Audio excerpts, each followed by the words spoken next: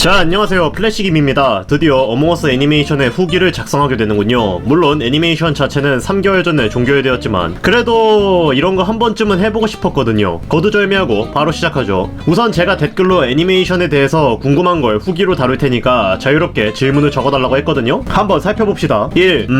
이게 뭔 소리야? 라고 생각하시겠지만 이건 제 옛날 영상 보신 분들만 아는 거라 패스. 2. 민트는 진짜 죽었나요? 드라마 보면 살아있는데 이것도 이야기를 하고 넘어가야겠네요. 1편에 보시면 골프가 임포스터 안 걸렸다고 퇴출한 게 보이실 겁니다. 뭐 게임이니까 허용되는 부분이겠죠. 하지만 시간이 지날수록 캐릭터들이 지구로 돌아간다는 등 우주로 나온 동료를 잘못 골랐다는 등 게임과는 거리가 멀어지고 보다 현실, 리얼리티 같은 요소가 강해집니다. 앞뒤가 안 맞죠? 그전까지는 게임처럼 행동하더니 후반부 갈수록 영화 같은 요소가 더해지니까요. 사실 역량 부족 때문에 생긴 문제인데 그냥 제가 결론을 내리자면 이것은 고도로 발달된 VR 어몽어스이고 친구들끼리 상황극을 짜놓아 역할에 맞게 재미나게 놀았다 정도로 생각하면 편할 겁니다. 즉 호텔도 알파도 줄루도 다른 모든 이들도 게임상 퇴출만 됐을 뿐이지 현실 세계에서는 잘 살고 있을 겁니다. 플래시김 캐릭터를 연기했던 저 또한 마찬가지고요. 3. 엔딩에 나온 곡이 뭔가요? 케빈 실버스터 I On Myself입니다. 차라리 그냥 이걸 고정해 놓을걸. 여담이지만 정말 엔딩 크레딧이랑 노래가 잘 어울리지 않습니까? 님들은 제가 BGM 선정하려고 얼마나 고생을 했는지 모르실걸요? 4. 이제 어몽어스에는 손대지 않나요? 네, 안합니다. 적어도 애니메이션은 말이죠. 게임은 모르겠네요. 애니메이션은 다시는 안 할 거야. 너무 힘들어 솔직히.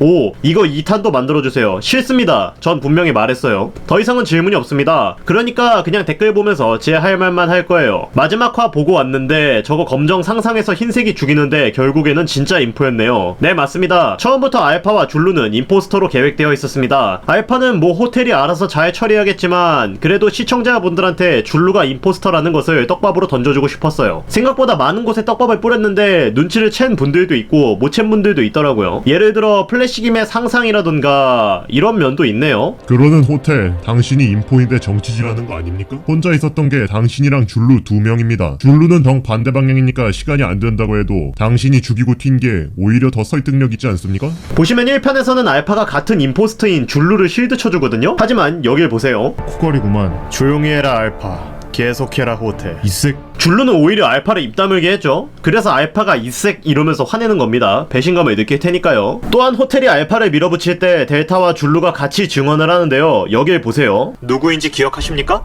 그게 찰리랑 알파.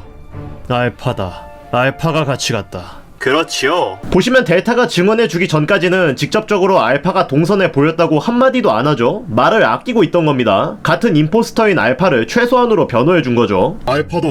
알파가 지나갔습니다.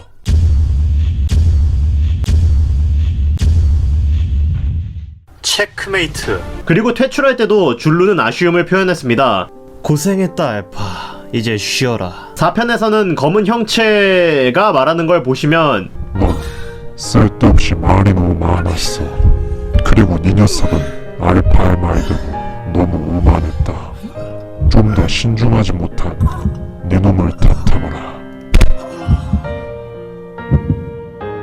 겁나 중2병스럽죠? 줄루랑 비슷한 말투를 사용하게 하여 떡밥을 던졌습니다. 사실 제 애니메이션은 다른 애니메이션과 차별화된 점이 있습니다. 그건 바로 캐릭터의 성격과 역할이에요. 그 역할은 3편에야 제대로 표현되었죠. 우선 캐릭터를 살펴보겠습니다. 캐릭터는 이름을 A부터 J 순서까지 그리고 플래시김, 골프, 줄루 이 3명을 제외한 나머지 7명은 무지개 색깔로 배치해두었습니다. 캐릭터의 이름은 나토 문자를 사용했고요. 사실 줄루는 나토 문자로 듀루가 아니라 줄루입니다. 즉 Z여야 하는데 원래 J는 줄루가 아닌 줄리엣입니다. 근데 너무 여성스러운 이름이라 안 어울려서 Z인 줄루로 가져왔습니다. 동시에 임포스터면서 색깔은 하얀색인데 검정색인 플래시김과 대비되는 캐릭터이고요. 여러모로 설정이 유니크한 캐릭터예요. 우선 알파부터 살펴보죠. 색깔은 빨강, 캐릭터 방향성은 충실한 임포스터입니다. 실제로 알파 임포스터 역할에 맞게 일을 잘 해냈죠. 2명을 죽이고 추방되었으니까요. 호텔이 머리가 좋아서 잡힌 거지 아니었으면 1명은 더 죽였을 겁니다. 다음 캐릭터는 브라보입니다. 퍼스널 색깔은 주황, 캐릭터 방향성은 덤앤더머입니다. 찰리와 한 세트로 엮어서 만든 캐릭터이고 1편에서부터 서로 치고받고 싸웠죠. 그다지 비중 있는 캐릭터는 아닙니다. 그 다음 캐릭터는 찰리입니다. 퍼스널 색깔은 노랑, 캐릭터 방향성은 브라보와 마찬가지로 덤앤더머입니다. 역시나 한 세트이기 때문에 2화에서 더블킬의 희생양이 되었죠. 다음 캐릭터는 델타입니다. 퍼스널 색깔은 초록, 캐릭터 방향성은 순진한 크루원입니다. 플래시김과 더불어 마지막까지 생존한 크루원입니다만 원래부터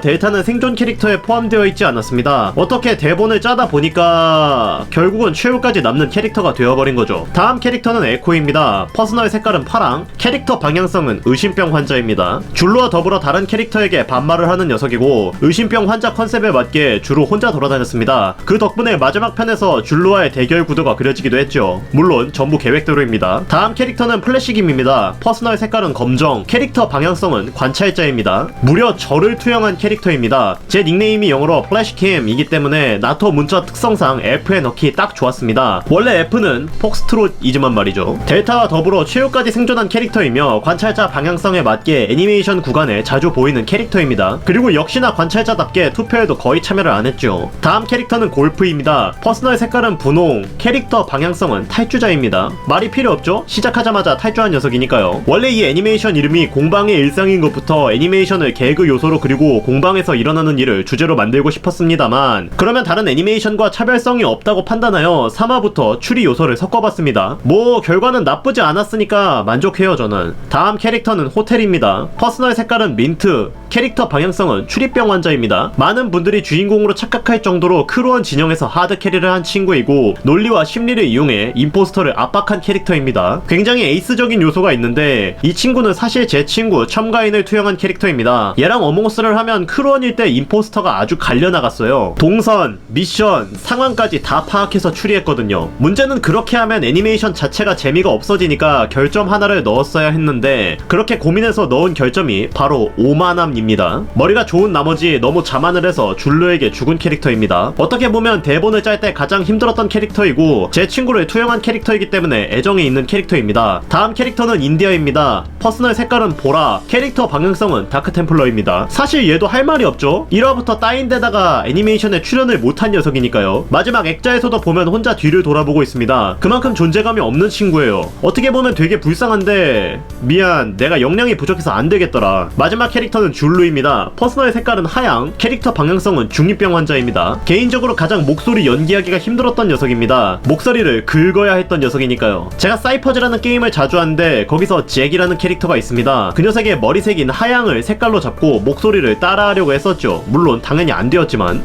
참고로 그 캐릭터도 중2병 요소가 있습니다. 그리고 댓글 중에 이런 게 있었습니다. 원자로 터뜨리면 되는 걸 산소를 터뜨리네. 줄루는 게임을 잘 모르나? 이것도 설명을 해야겠네요. 사실 저는 에코를 잘못 추방하고 임포스터가 사보타지를 터뜨려 플래시김과 줄루가 통로에 있는 그림을 원했습니다. 거기서 한 끗 차이로 마지막 남은 크루원 델타가 이머전시 콜을 누르고 극적인 차이로 플래시김을 구출해주는 그림을 그리고 싶었어요. 하지만 원자로를 터뜨리면 동선이 너무 멀어져서 델타가 먼저 도착할 수 있을까? 하는 생각이 들더라고요. 그래서 산소실로 했습니다. 동시에 무기고에서 식당으로 이어지는 이 통로도 원래는 없는 통로입니다. 원래 맵은 이렇게 생겼죠.